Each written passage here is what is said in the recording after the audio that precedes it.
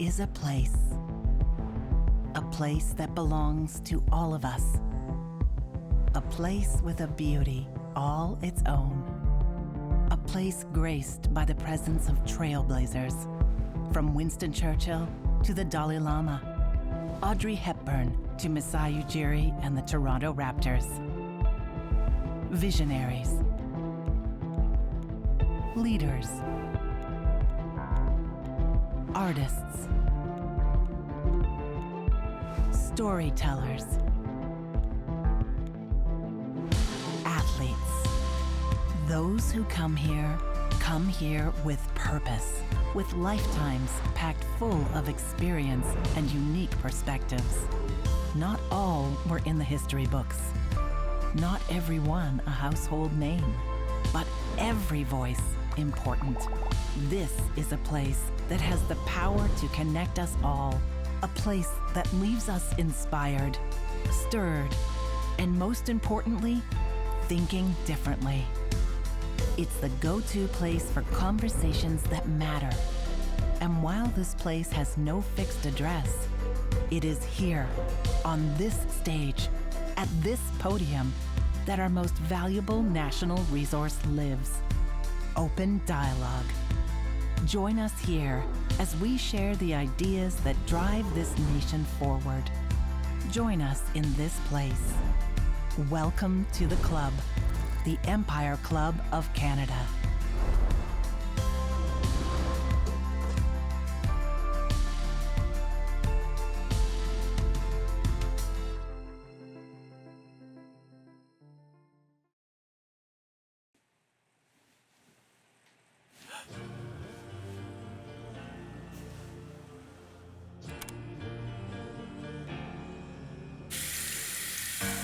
Sorry, I'm hot.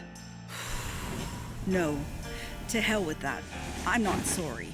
I'm tired of being sorry, tired of being embarrassed, tired in general.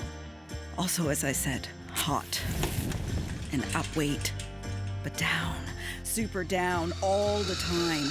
And rage, red, roaring, hot, blazing rage. This is not me. Or is it me? I don't know anymore. Sure, I'm forgetful, but most of all, forgotten. There goes my rage again. Maybe I have a memory problem, fine. But there's something society has forgotten. Us. We have managed successful careers, put up with more than we should have, changed the course of history. We've spoken for the unspoken, raised money for every cause you can imagine. And in our spare time, raised the bar for the women who came after us. We have always put others first. So yes, we are hot and bothered because we just want to know what's going on with our bodies, what's going on with our minds. Can somebody please tell me what is happening to me? Good afternoon, everyone. What a powerful video from Sinai Women's Health. I'm Jenna Donaldson, Chair of the Board of the Empire Club of Canada and your host for today's event. To formally begin, I want to acknowledge that we are gathering on the traditional and treaty lands of the Mississaugas of the Credit and the homelands of the Anishinaabe, the Haudenosaunee, and the Wendat peoples. I encourage you all to learn more about the traditional territory on which you live and work. Today's event would not be possible without the generous support of our sponsors. The Empire Club is a nonprofit organization. Our sponsors support events like this. They make viewing complimentary for those of you that are online. So please join me in thanking our lead sponsors, Shoppers Drug Mart and Desjardins Insurance. Thank you.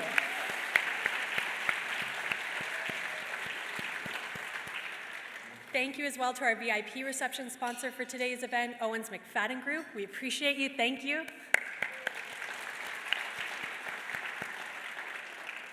And to our supporting sponsor for today, LifeSpire. We appreciate your support. The Empire Club also deeply appreciates the ongoing support we get from our lead season sponsors, Bruce Power and Hydro One, and our VIP reception season sponsors, Waste Connections of Canada and Ellis Dawn. Thank you for your continued support. And finally, thank you to our media partner, the Toronto Star, and our AV partner, Bespoke Audiovisual. Thank you. If you have a question for our speakers, please scan the QR code that you'll find on your program. If you're online, use the Q&A function. For those of you that are online, if you require technical assistance, use the chat feature and our staff will be there to help you.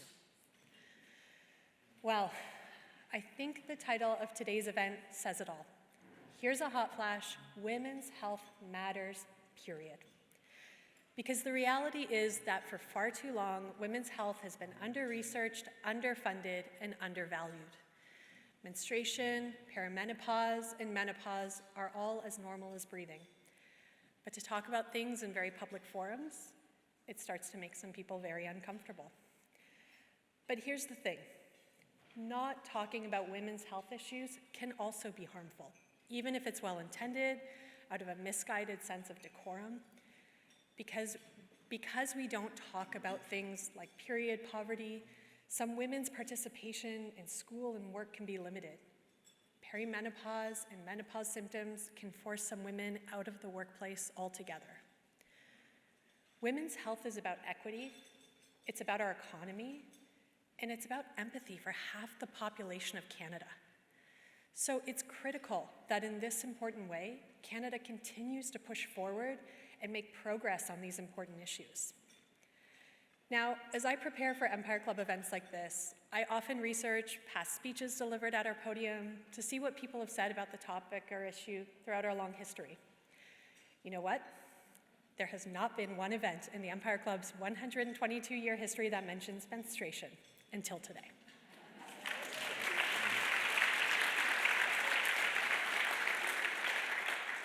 So you could say this conversation is long overdue, and it will certainly be one for our books.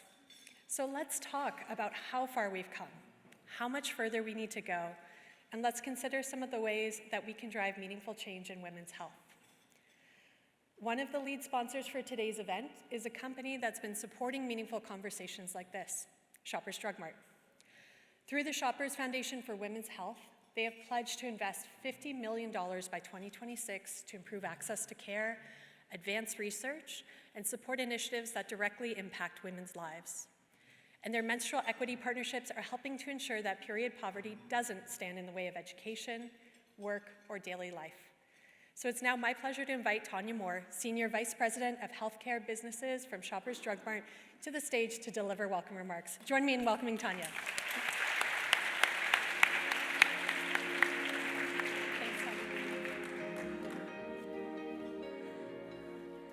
Good afternoon. Thank you so much for the introduction, Jenna, and thank you all for being here today, especially for our panelists and experts dedicating their time to these vital conversations. I also want to thank the Empire Club of Canada for bringing us together to amplify women's health, a cause that is deeply important to us at Shoppers Drug Mart. Through our business and our charitable arm, the Shoppers Drug Mart Foundation for Women's Health, we envision a future where care is equitable and accessible, empowering all women in Canada to lead healthier lives. Our efforts extend far beyond just traditional healthcare, taking into account all aspects of women's health, including mental health, gender-based violence, as these are issues that all intrinsically connected, oftentimes ignored. And this holistic view that drives our actions. For example, just last month, we made a historic $10 million donation with the Government of Manitoba to fund critical programs directly benefiting children and families of missing and murdered Indigenous women, girls, and two-spirited people.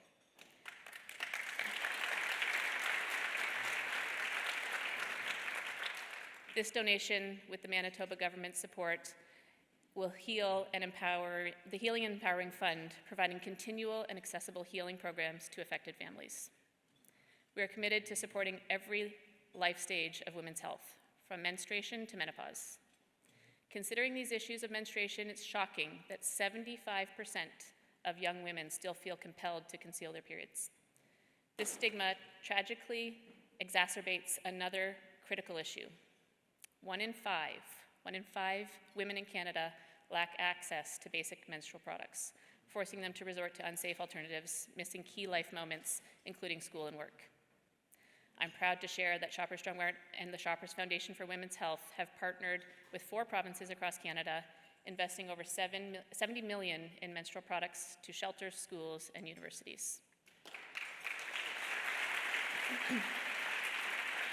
And while we're proud of the progress we've made to date, we know that there is still so much more work to be done. And this work includes supporting women throughout their menopause journey by addressing the current gaps in care. 4 in 10 women find seeking medical advice for menopause unhelpful or insufficient,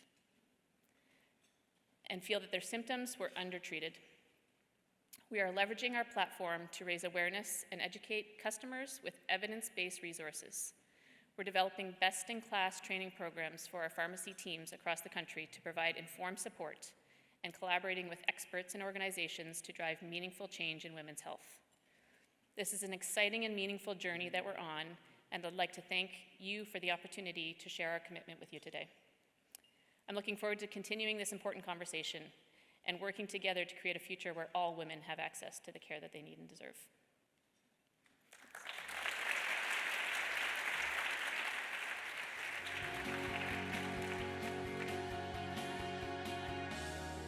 Thank you, Tanya, for those remarks. Thank you for Shoppers' ongoing support of women at all stages in their health and for this event.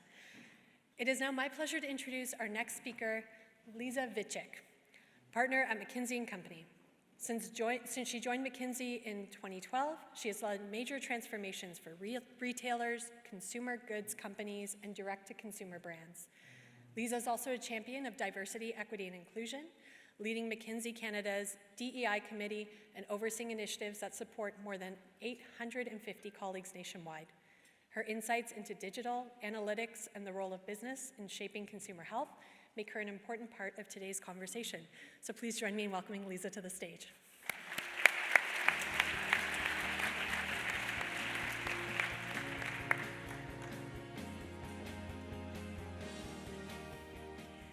Jenna, thank you so much for having me, and thank you all for joining today. Women's health is a topic that is personal and professional passion of mine. It has a potential to have unparalleled impact on individuals, companies, and Canada as a country and our productivity. Make it a topic that is absolutely relevant to everyone. In partnership with World Economic Forum, McKinsey has published 2 extensive reports to first build a fact base around what is women's health gap, and second, to help stakeholders like yourself to pave the path forward. Today, I'll share a look at some of the most prevalent myths and root causes that we have found through our research. And I will ground the discussion in the data that is relevant for Canada, our Canadian data. So, let's get started.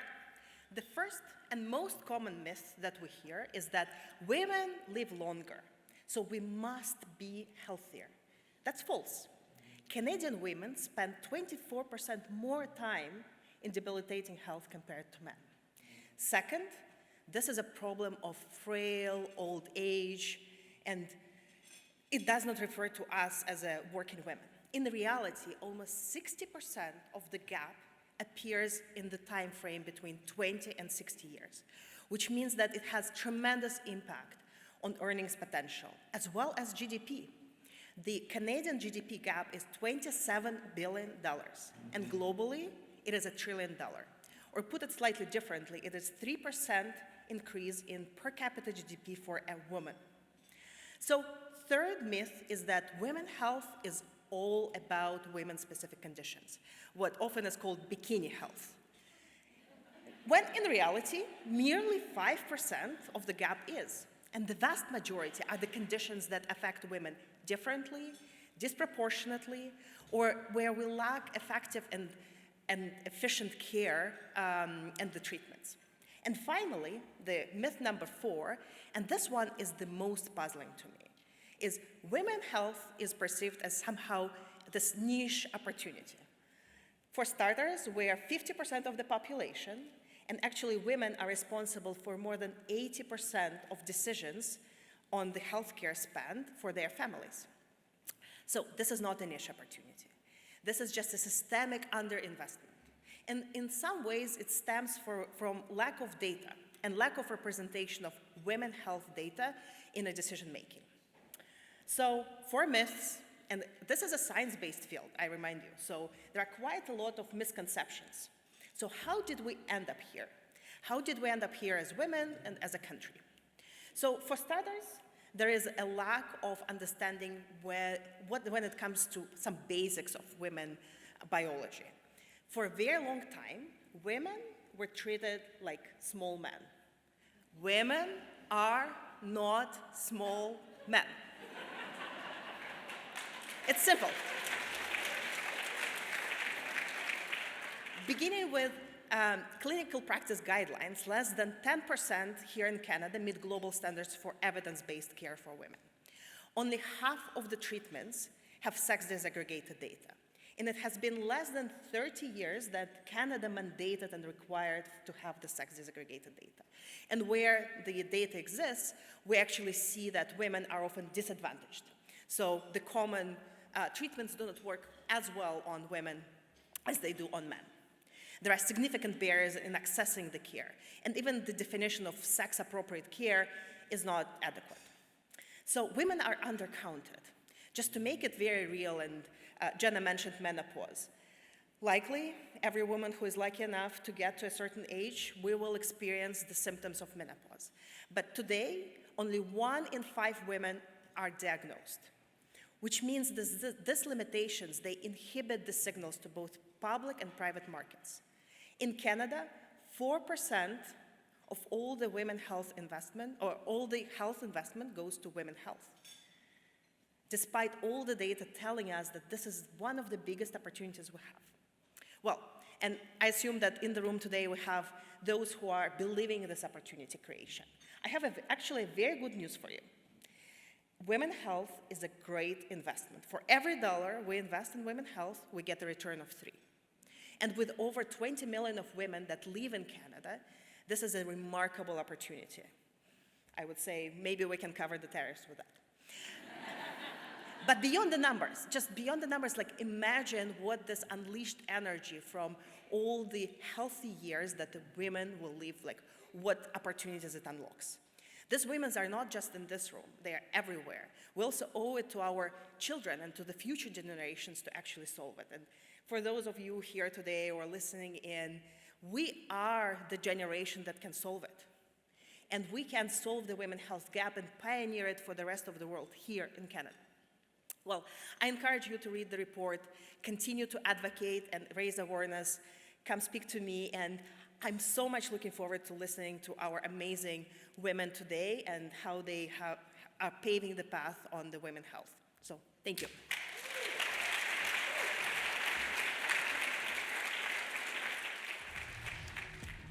We talk a lot about periods.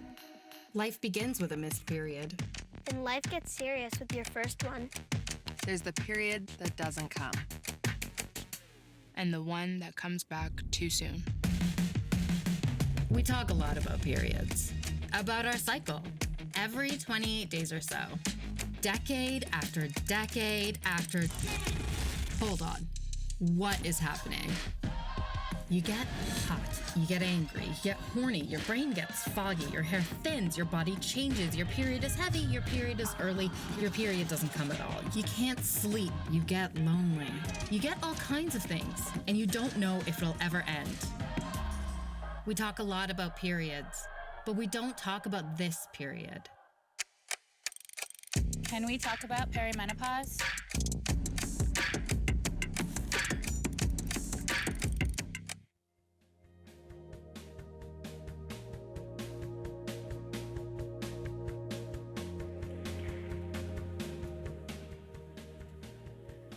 What a great, compelling video from Nix. And let's thank Lisa one more time for that great presentation. Thank you, Lisa.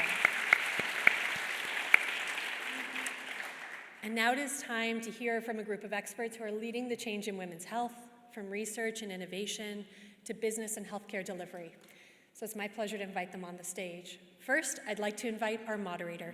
You probably know Terry Hart from her years as a trusted entertainment reporter on the Movie Network, City News, Breakfast Television, and now as the face of Super Channel. Today, she's going to help us navigate this essential conversation. Welcome, Terry.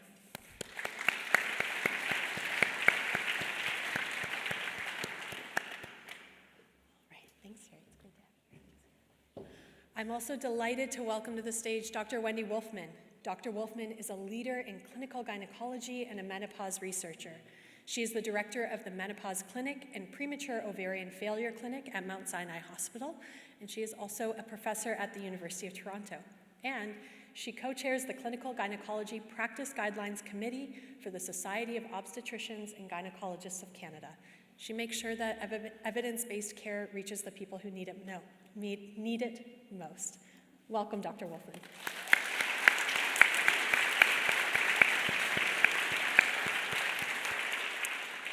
We are also joined by Joanna Griffiths, the founder and president of Knix, a brand that has revolutionized the intimate apparel industry by pioneering leak-proof underwear.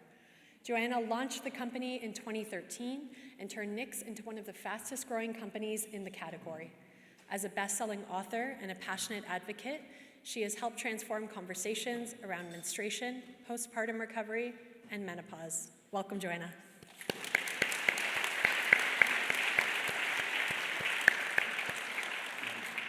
And finally, we are joined by Carly Farrow, the president and CEO of Trillium Health Partners, one of Canada's largest hospital networks. She joined Trillium Health Partners in 2009, prior to the merger of Credit Valley Hospital and Trillium Health Centre. She was a key leader through that merger and became CEO just a few short years ago. Carly is a champion of expanding access to care, reducing wait times, and building a stronger, more sustainable healthcare system. Carly, we're glad you're here.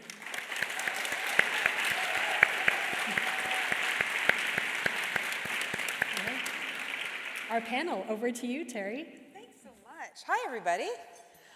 So nice to see everybody's shiny, happy faces here today to have this conversation.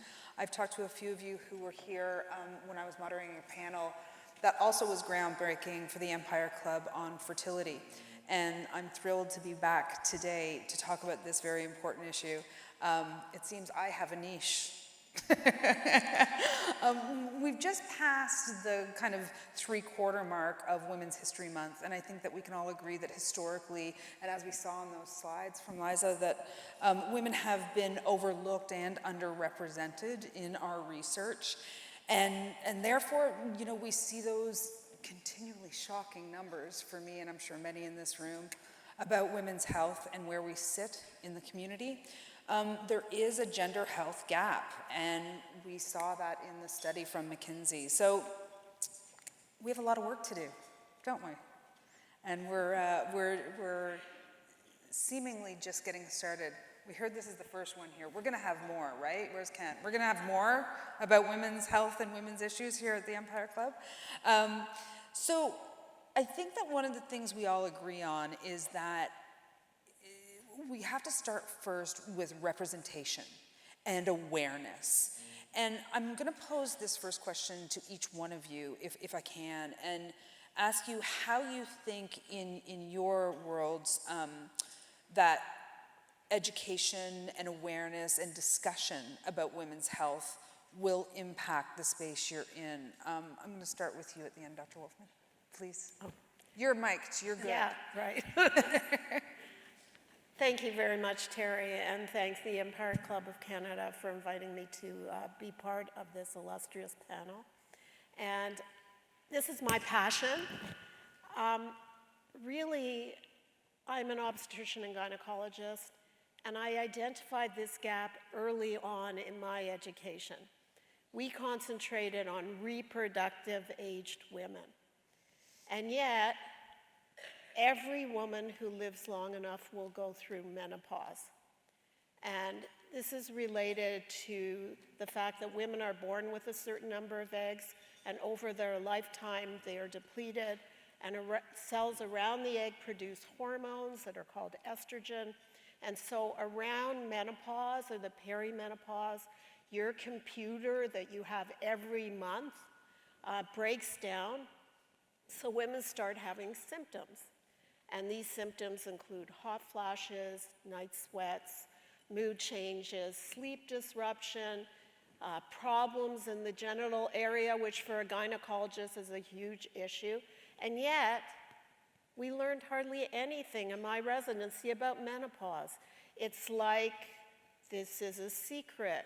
It's like women don't count after they're no longer reproductive. And I think this is actually true in some societies. You get a new wife when you're no longer frisky and fertile. So, I mean, hopefully that conversation is changing. But I identified this early on in my practice, and because I was sort of a frustrated reproductive endocrinologist, I recognized that we studied a lot about puberty, and we studied hardly nothing on menopause at the other end. And I thought this was a huge gap. And it is the bookmark, right? Like, it is the bookmark. We start creating hormones that allow us to begin menstruation, and we stop creating those hormones that stop us from menstruating. Right. So remember that women now live 40% of their life after menopause. I need you to stop, and I need everybody to hear that again. Can you please repeat that, Dr. Wolfman? Yeah, well, it depends how long you live. But and no one knows going forward, and that's one of our other goals, is to improve the quality of life that women have so that when they age, they live well. So what's the number, like on average? 30 to 40%, even sometimes 50% of a woman's life is spent after menopause. And yet, in my training, and most family doctors, very little is said about that women's stage of life. And I think the conversation is changing in the last few years. And I think this is because of a number of things. I think we had a bit of an interest around the year 2000, and then you may remember there was a study called the Women's Health Initiative, and the way it was reported made it very scary for women to take hormone therapy. So what happened is that all the physicians who were doing this stopped prescribing, but their patients did not stop having symptoms. And, you know, if women came into the physician with symptoms, people didn't know how to manage it, or they trivialized it, or they ghosted women. And I think that women they didn't know where to go, so they went to naturopaths, and I think there's been the rise of the internet, which unfortunately now it's almost being detrimental in that the type of information that's available is not reputable. And I think there is the rise of femtech, which is the interest in making money from women. And then once that gets going, there's a big resurgence and interest. But I think for physicians, one of the key things that's changed was the 20-year results from the Women's Health Initiative that actually showed no more death from taking hormone therapy, that in the estrogen alone group, there was less breast cancer, and in the women who Can you just repeat? I think for a lot of people of a certain age, that there is an idea that HRT, hormone replacement therapy, which now has a new name around it, but that you should not take that there is a significant increase in breast cancer from taking HRT, and if you've had anybody in your family, like if your great aunt had breast cancer, don't take HRT, all this. And this was actually proven to be inaccurate 20 years after this study. I'll let you continue. Well, it's not exactly inaccurate. It looks at, instead of pooling a whole group of people between the ages of 50 to 79, if you actually break down the group of women between 50 and 59, who are the women who are most symptomatic, actually there are very few risks from taking hormone therapy. But we're digressing. Yes. You asked me about the awareness, how important it is to So that is one of the things that caused the discussion to change, was the results of that study, which were very positive for women.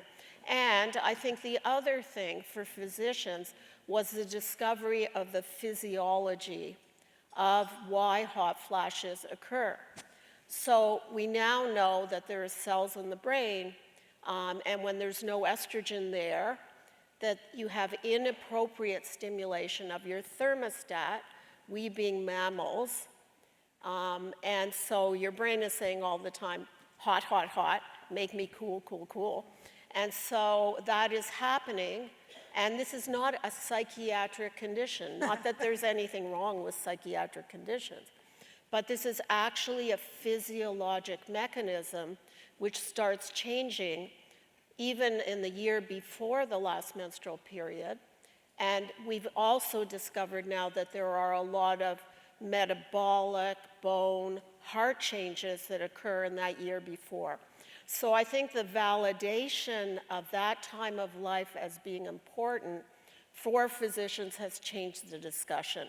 So because of that, and because women themselves became advocates, and for instance, we have the Menopause Foundation of Canada, which is an amazing organization who are providing advocacy in this area because they recognize that women were suffering.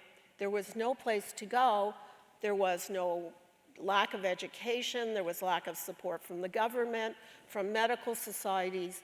And I think that this discussion has changed. So I think for those reasons, that's how I perceive in my world that the discussion has changed, because I've worked in this area for so many years, banging my head against the wall, being disrespected by what I did. And I am so really, I feel so blessed to have the discussion change. Yes, have the discussion change. Full transparency, Dr. Wolfman is my doctor. I am in the menopause clinic at Mount Sinai, and the woman changed my life with my HRT patch that I have on right now. And the other woman who has also changed my life is Joanna, who created NYX that allowed me to wear underwear, that allowed me to continue doing my job when I was doing television daily. Literally allowed me to do that. Joanna is here today. Usually if somebody is unable to attend, I say they're here in spirit. Joanna is here in body and spirit and without a voice because she has laryngitis. I'm gonna do my best. Because, and I have to say it's perfect, because wouldn't we say, like, this is what women do? We show up no matter what.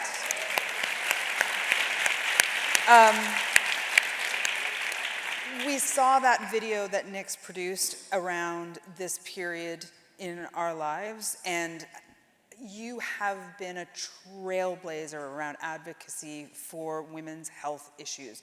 Not just period underwear. This is women's health. We hear about period poverty. I know you don't have much of a voice, so in your time, how you've seen things change, why do you think these kinds of conversations and transparency are important? Yeah, I'll do my best. Thank you, Terry. So when I started NYX and working on NYX in 2011, I learned that on average, women waited 7 years to talk about their pelvic floor issues and challenges with the doctor. And I don't know if you view that as true or not, but there is so much shame and stigma around these topics that people would suffer in silence and not talk about it. And so for us at NYX, handling products that manage, discharge, pee, periods, we always felt like it was our job to use our voice and platform to help open the conversation that people weren't really having, and to make people feel seen, welcome, and respected so that they could have the confidence to know they're not alone, and that they can have the confidence to then go and talk to someone about what it is that they're experiencing. And so, it's been an interesting transition. I remember 2015, Time Magazine called it the year of the period. 2015, we've been having periods since the dawn of time. But 2015 was the year of the period. Just to give one anecdote, and this, you kind of have seen this shift and changes. When we did our Faces of Fertility campaign, there were less than 150 hashtag uses around fertility on social media. And so we know 1 in 6 people experience fertility challenges, and yet no one was talking about it. And so we've always viewed that we're in such a fortunate position where we get to use our marketing dollars to put the messages on the side of a bus or a billboard that I really wish I saw growing up and got to experience. But I do think there's a change. I think we're frustrated, you know, and don't get a woman mad, because we'll try to get even. And I think we're finally talking about things. I think what Dr. Wolfman was talking about aging, I think we're tired of feeling like we don't exist when we enter a certain era in our lives. I think we're tired of feeling like we have an expiry date. And we want to be healthy, and we want to be happy, and we want to be seen and respected. So what I see is more and more women speaking up, less shame, less stigma, and more people advocating for their health and for what it is that they want. Yes, all of it. Carly, you are the person who is on the front lines with those frustrated women, with women who are coming to you and saying, what are you doing for me? So how do these conversations allow you to learn what to do for patients at Trillium Healthcare, and how that changes what you do, how you do what you do? Thank you, and thanks to everybody for being here.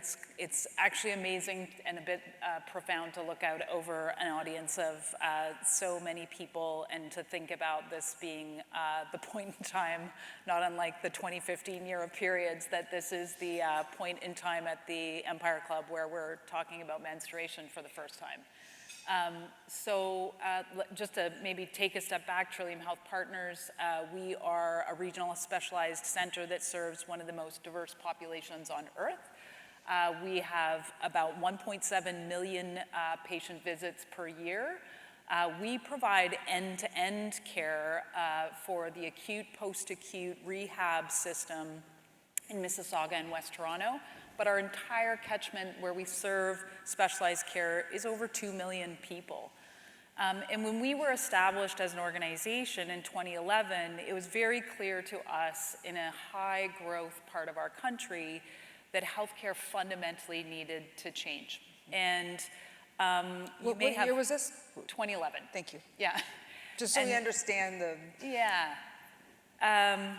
You know, you may have heard that we don't have enough hospital care in this country.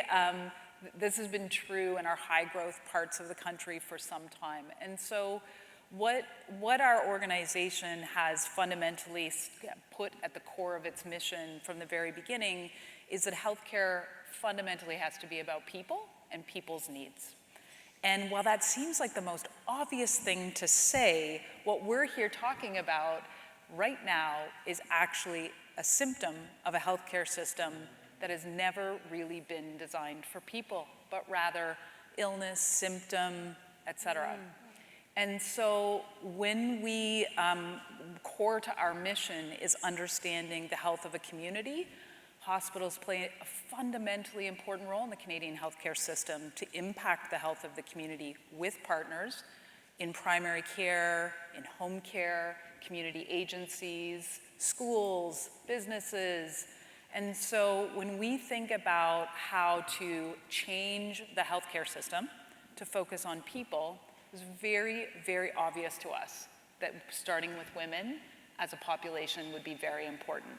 So we announced a few years ago that our hospital, as we're embarking on Canada's largest healthcare infrastructure set of projects to address the growth in the large 905 region, that we would have a specially dedicated hospital for women and children. And so last year we were able to announce the Shaw Family Hospital for Women and Children, and this signifies for us, exactly, it's a really big deal, and it's a part of an interconnected system of care, but that puts a stake in the ground to say women's health requires a different focus at this time. And through the course of our discussion, we can all highlight examples of where that hasn't happened. And to the point earlier made, the profound impact that it will have on the health of community, the health of our economy, the strength of the entire country.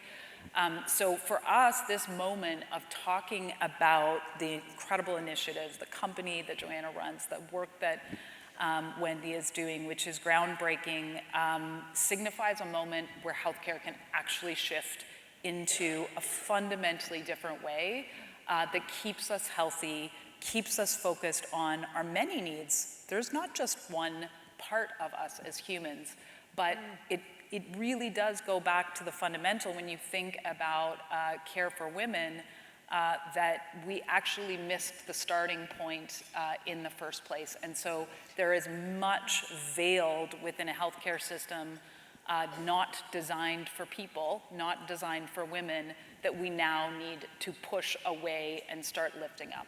A few things that I want to take out of that. A, we are not mini men, we are not just small men.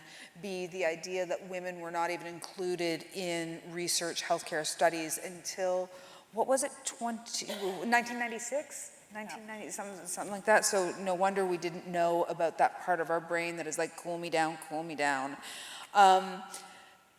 And Dr. Wolfman, the thing that always sticks with me, because it's just so huge to imagine that we spend, 30 to 40% of our life post-menopause. That is such a huge amount of our life. And if you can just drill down a little bit on that and talk about what are the misunderstandings of this time for women in our lives, and why do we need to understand it? Why do we need to change the narrative around this veiled idea of perimenopause and then postmenopause? Right, so I think the symptoms that women experience are trivial, and they will go away. They're there, dear, it will get better. But actually, we now know that the average time that the symptoms last is 7 years to 10 years. 40% of women still have symptoms into their 60s, and 10 to 15% of women have them into their 70s. If you look at all women, 70 to 80% of women have symptoms around menopause. 20% to 30%, depending on the study you read, they are severe. What does that mean? It means that they impact the ability to function from day to day. So I think that's a myth that these are trivial symptoms. And I think that the other thing is that this is, it is a natural time of life, but I think people don't realize that there are a lot of changes occurring even in the year before. And that is an increase in the risk for cardiovascular disease, hypertension or high blood pressure, changes in lipids, acceleration of bone loss that occur that are silent, that people are unaware of. So for instance, one thing that I think is very important is to identify a women's health thorough examination around menopause to identify health risks that can be improved in order to improve a woman's quality of life as well as their symptoms as she ages. So do you has the study, is your dream, does it include a date? Like women should, this test should be created to include, as I understand it, a bone density test, all kinds of functionality in our body. Is there a perfect age to do that? And before that test arrives, is there something that we can be asking our family doctors to test for us? So it's not a matter of testing. It's a matter of individualized care.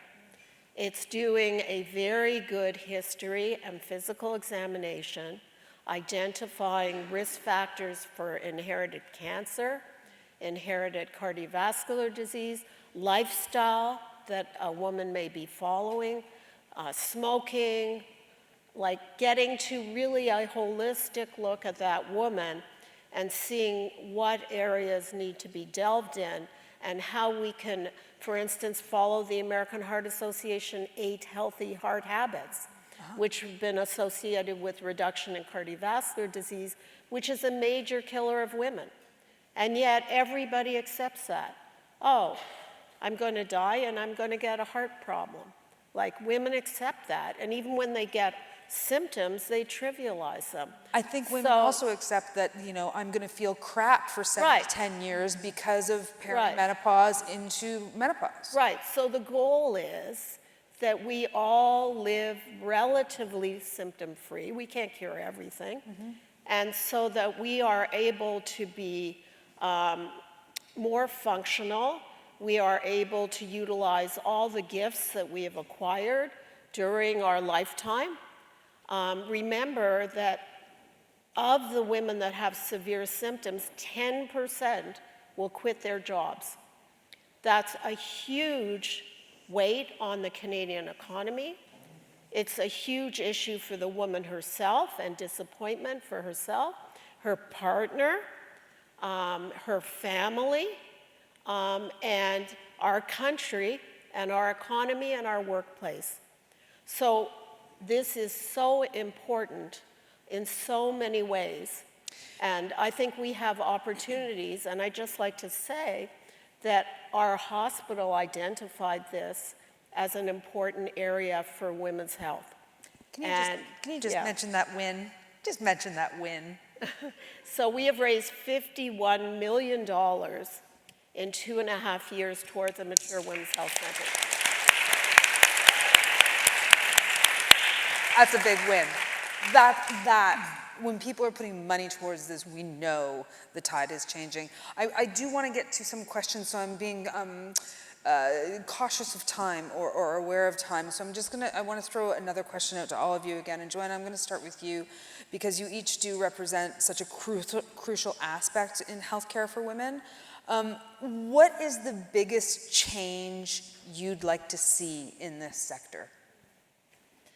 Yeah, it's a great question. I mean, I'm sure that the other two panelists have better insights than me, but I really do believe we need to see more research. And I think the numbers that are coming out are staggering about how little money and resources are going towards women's health, going towards women's research. And I think that there's such a long way to go there, and we need to make it be extremely important.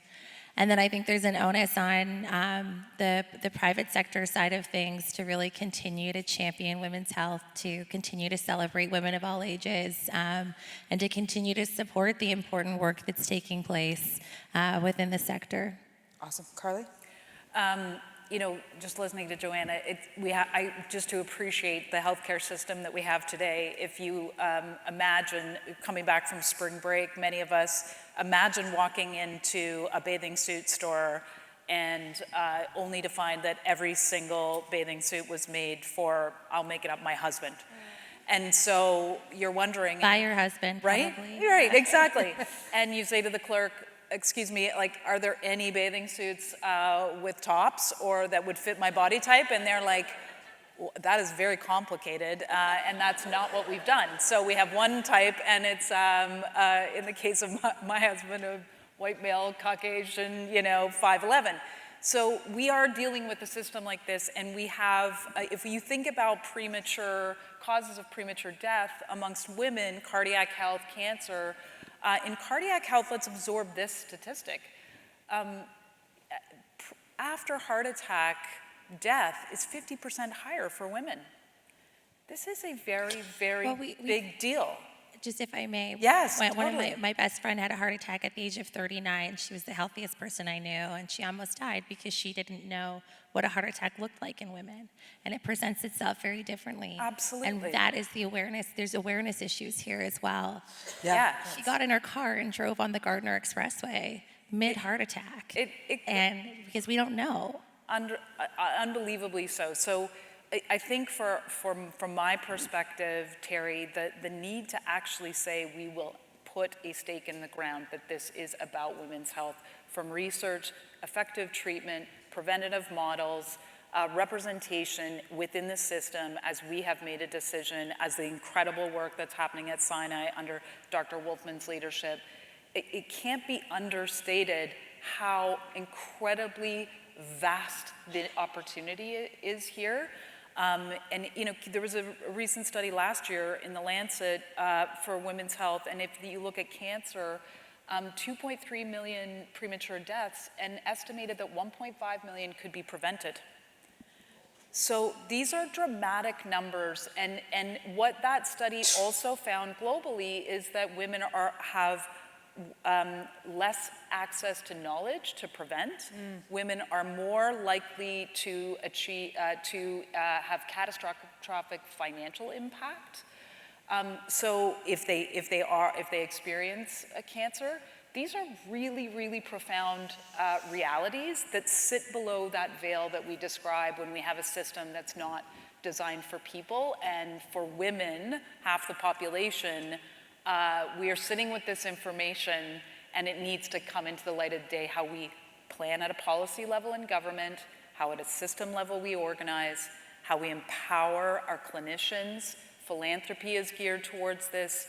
I really can't pick one thing because I can't overstate the incredible opportunity, but also need to highlight this area of health. And also education. Absolutely. So even from high school or even for elementary school, to make this a normal part to discuss, and then all through many different disciplines to discuss pharmacy, for instance. This needs to be a part of the curriculum in many different disciplines at the university and the undergraduate level and the postgraduate level.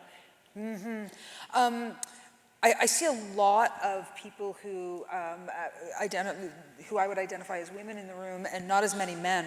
And one of the things I would like to change is that these are not just women's issues. These are community, family, human being issues. So I would also like to see the next time we do this at Empire Club, the same number of men in the room as women. I'm going to get a couple questions in. Because, time. So we'll be quick with these so we can get a couple in. I'm going to do this one to you, Carly. What advice would you give to a woman who does not have a primary health care provider? Where do they go for support? Oh, great question. I think that this is one of the areas where I will just say there's a reason why hospitals play an important role in a system. We are the 24/7 guaranteed to be there for you. There's a couple hospitals represented on this stage today that you can walk into any door and be pointed to access to services that are going to help support you, and that's a starting point. I think there's a lot of work that is happening right now to improve primary care in our province, and that is going to take some time. But you also can start with the incredible work that's happening at places like pharmacies. So the work that is happening in places, big pharmacy chains like Shoppers Drug Mart or your local pharmacy, really starting to move into this space of understanding where you can access services more. I just want to say one last shout out. In the city that we represent, in the communities we represent, there are many community agencies very, very committed to health equity for women, and particularly in our diverse communities. We do a lot of work and outreach with communities that represent the Black, Caribbean, our South Asian community, and the work then you can create these strong bonds between big healthcare providers like us and communities on the ground in neighborhoods who can more closely link with the needs of the population. And we've seen incredible results, including some results I just got this morning. Those partnerships have led to an increase in our equity-deserving communities in getting mammograms. Wow. So that's the kind of partnership we need to see. I'll tell you a story after this, okay. You and I. I'm going to ask one more question. I know we have to go. The questions have been so thoughtful and so interesting. And Kent, we're going to have a conversation about some of these questions. Maybe we can address them in some way online, because they're really, really thoughtful. And I am sure all three of you would like an opportunity to respond to these. But Dr. Wolfman, a question that is just teed right up for you, my friend. I've been told HRT is only indicated, I think she probably means prescribed for hot flashes. How close are we looking at therapeutic treatments for all the other symptoms? So buyer beware again. HRT is not the panacea for every symptom, and not every symptom is due to menopause. So it's an individual prescription. If at the proper age and a woman has no contraindication, it is the first line treatment for validated symptoms of menopause, including hot flashes, night sweats, for the changes in the vagina and vulva and bladder. Local therapies are the recommended treatment.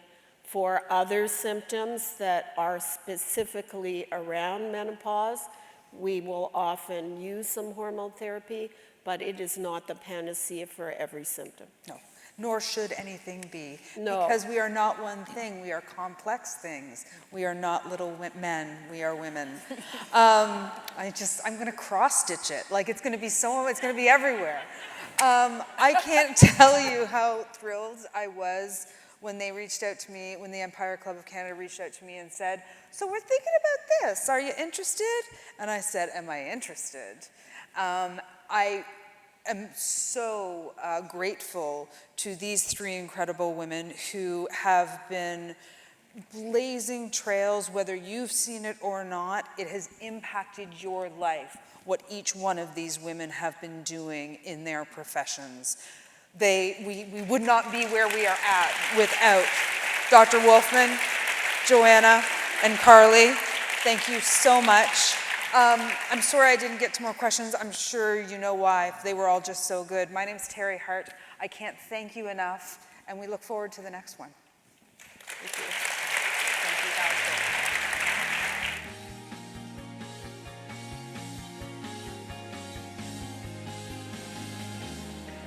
Thank you again to our panel. Let's give them one more round of applause. That was fantastic. Thank you. We appreciate that substantive, informative conversation, and I just want to echo you, Terry. Thank you for the work you've done to trailblaze for women's health. Before we finish up today, I'd like to acknowledge our other lead sponsor, Desjardins Insurance, for their commitment to women's health. Through initiatives like their Women's Health Focus, Desjardins offers comprehensive group benefit plans that address unique health challenges that women face, from reproductive care to menopause management. They also became a founding partner of AFC Toronto, the city's first professional women's soccer club, underscoring their dedication to promoting women's sports. So I'm delighted that we have Amy Ferguson, Vice President of Business Development Group Benefits, here to deliver remarks. Welcome, Amy. Thank you so much. Looking forward to them. Hello, everyone. So before I begin with my conclusion, I just want to thank our sponsors. I'm going to step over so I can see you. Our panelists. Terry, you asked all the questions we've all been thinking of. So thank you for being our voice today. It was phenomenal. Carly and Dr. Wolfman, thank you. The work you're doing is what's going to propel us forward. The research you're initiating, what your hospitals are doing and our other hospitals in Ontario, thank you. We wouldn't have this growth in this industry, in this environment, if it weren't for people like you, so we appreciate everything you're doing. And Joanna, I can't see you out there, but I just want to say, I love your brand. I've been a loyal customer for almost 10 years, and you've gotten rid of the stigma for our children, our teenagers who have been so nervous to talk about periods. So what you have done is amazing. So thank you. And as a woman-led business in Canada, we love it. So thank you everyone for today. I just wanted to take a few minutes to conclude what we've seen here. We've made some great progress. I know we're all disappointed by we're not quite where we need to be yet, but we've made this incredible progress so far because of some of our panelists today. And we've had some advancements in the research and advocacy. What we really need to do, though, is we need to continue this journey. We have a lot of challenges that we still need to address, and really the biggest one is that disparity in healthcare. We've talked about the access, but even, we're not small men. Lisa from Mackenzie, thank you. If anyone hasn't read what they've produced, please go and read it. I was speaking with one of my colleagues. I'm going to send you the link. I loved what you guys wrote and the work that Mackenzie has done on that, so as an aside, thank you very much. I think that we as insurance carriers, we also have a responsibility in this journey. It's our responsibility to ensure that we are trying to build the right kinds of products and services to support Canadians, but specifically to support women and the employers that are trying to ensure that women are at work, feeling healthy, feeling secure enough to go to work. And so we are very proud at Desjardins that we have spent some time building out some of our focus so that we can deliver it to our customers in terms of support for the employers on how to support women at work, and also with some of our services in terms of making sure that you've got the coverage that you need working within our Canadian healthcare system so that women can live very successful lives and make it to work. Like we talked about many women leaving work because of menopause and perimenopause. That should never be happening. And so we have an obligation, and we're proud to be part of those discussions. So I want to just thank you for today. I think that Jenna is coming back up, but thank you very much, and we look forward to the next women's health-focused event here at the Empire Club. Have a great day.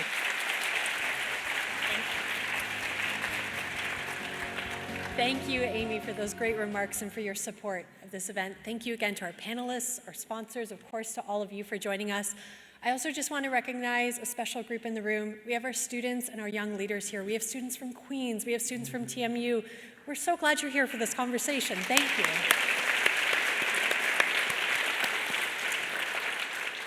If you would like to stay connected to us, please subscribe to our newsletter by scanning the QR code that you will find on your table. Thank you to everyone who stopped by our membership booth. You will recall that we had a Poppy Barley bag up for grabs today, and the winner is Arena from Inner Flame Movement. I think you are at table 16. Please head to the registration desk to collect your prize. And I hope all of you will join us for 2 exciting upcoming events that we have on March 26th.